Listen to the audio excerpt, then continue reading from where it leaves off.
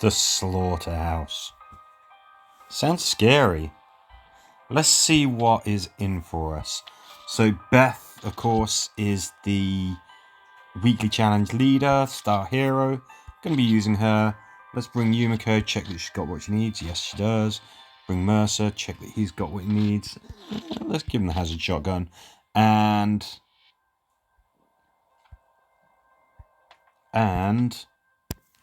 let's do this. Let's see what's in store for us. So it sounds pretty intimidating. Oh, this mission. Yes. Okay. Tricky one.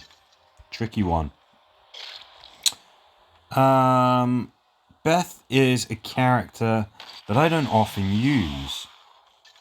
I kind of forgot to even include her in my hero guide that I did a good few months ago back now. But from what I understand, she is a favourite amongst some players in the community. She can certainly be effective. I mean, look at how wide that bubble is now. When you kill your primary target, you create a bubble or you expand one, and then you start inflicting a percentage of the enemy's hit points as damage upon them, which is pretty flipping good. So that mission there, big wide map, lots of enemies, threat counter, so you kind of using ranged weapons is wise because you've got big open fields of fire, but making a threat is not. On harder difficulties, having more enemies flooding in every time that threat counter hits 0 is going to really be a problem. I mean, I strongly still recommend bringing your best ranged heroes and just ploughing through. Open the door and make your way into the Slaughterhouse. Shouldn't this be the first mission? To be fair, we're skipping, and I think it just randomizes the order of the missions. Oh, this one's tough. This one is tough. We're going to have walkers coming out of that twitching corpse pile right there. Bit of a problem. We've got a threat counter. In this situation, I might actually have been wise leaving Beth do some of the killing and reduce the threat counter. Maybe that's something to keep in mind. Huge area for that bubble, which is, of course, meaning that we can cause some really significant harm. That door is a nuisance. It's really hard to see through. Let's get the threat counter to 0. As soon as that door is opened, we do not have additional walkers appearing from that twitching corpse pile. So that's pretty damn good reason to get that door open as soon as possible. Okay. Get our scout in there, see what there is to see. Good.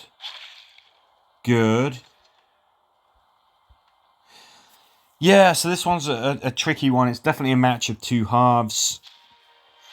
Start opening that door and walkers will appear out that corpse pile right below you. You must have some means of dealing with them.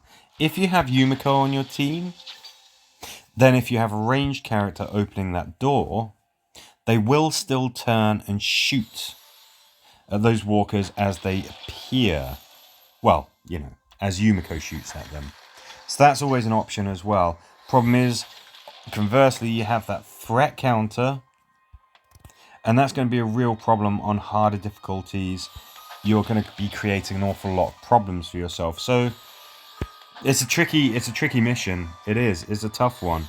If you do have any particular dramas, get in touch. Say so on comments, and I or somebody else will help you. Fish in a barrel. Y'all familiar with this one? It was on last week's weekly challenge. It's a kill all zombies. You start off up close and personal. It's one of the very few instances where I might say actually, you kind of gotta have the right gear to be able to do this. It's quick and easy if you've got that. As far as I'm aware, no, on harder difficulties you do get things like Commonwealth Walkers. For an awful lot of it, it's standard walkers and it's armoured walkers. You can stun them, you can herd them. Later difficulty levels, frankly, I think there's a little bit of luck. If you start with a Commonwealth Walker within, range of your guys, if he can get to you right from the start, which they sometimes can, I'm not sure what you can really do about that because they're immune to status effects. What you want is somebody like Yumiko. You want a wide area effect weapon. Mercer, I strongly recommend bringing him. Beth is actually kind of a good leader for fish in a barrel, I guess. You need charge points. You need to you need to cripple the enemy, stop them from getting towards you, stun them, whatever you can to stop them from getting to you. Interesting mission, this one. We've got some explosive walkers, and they, as ever, can be a double-edged sword. We can really, really mess around with the enemy on this one. We can keep on closing that door. This is one of the instances where we get to use our human thinking. The walkers, of course, cannot operate doors. You can just slam the damn door on them if they're getting too close. And then open it up to give yourself an avenue of escape. There's a threat counter on here. So there's distinct benefit to being quiet. Or, of course, having weapons like Beth has there, which is the Sawtooth Blade, which can reduce threat. So, except for fish in a barrel, all of the missions have had threat counters. It's definitely worth considering silent means to dispatch the enemy or ways of reducing that threat counter.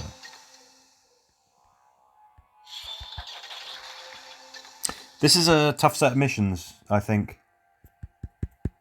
Especially considering last week, which was just a very gentle weekly challenge. This one's tough. Guild Wars has started. We've got a rough weekly challenge as well. The game is throwing some obstacles in our path. It's giving us some real challenges. Shelves, get the loot. One of the ones where Glenn excels. You should be familiar with this. This is a classic mission. So that middle shelf, you may have noticed it is glowing red, and that therefore means it is booby-trapped in some way. You go picking that, and an armoured walker is going to appear.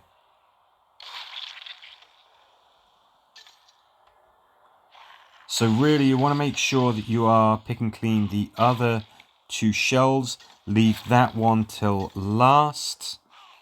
Let's try and reduce some of that threat, shall we? Yeah, I'm not gonna follow up with the shot because that's just gonna make more noise. Okay, we can do that. Maybe what we could try and do is, if you are using Beth as your hero, try and get that bubble over to the left side as you're seeing on the screen of the shelf, because then that means let's let you do that. I'm not using Yumiko to do that, because of course if a nearby ranged character is there when she starts shooting, that aforementioned ranged character will start shooting even if they've used up their actions. So if you have Yumiko on your team, don't use her to search that final trapdoor shelf. Keep her to one side, and she'll just make sure that the person who did look at the shelf, use up their turn to do that, they're going to get another shot, basically.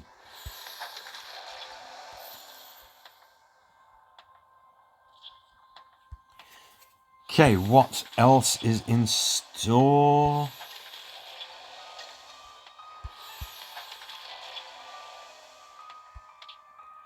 Find loot and get out again. Sounds like another one for Glenn, but we're not using Glenn, we're using Beth. Although Glenn, of course, would be charged. He's a scout. Oh my gosh, this one. Oh boy. Ugh. Okay, this one's rough. The fact that it has a threat counter just feels like cheating. It really does. Yeah, because and that's one of the reasons why you have walkers just flooding out anyway. Tactical on your armor lets you do what Mercer there just did. So if you shoot at the start of your turn and you hadn't moved before you do that, you then get to move after you attack. It makes a real big difference, especially on missions like this. I strongly recommend that you consider getting some tactical armor.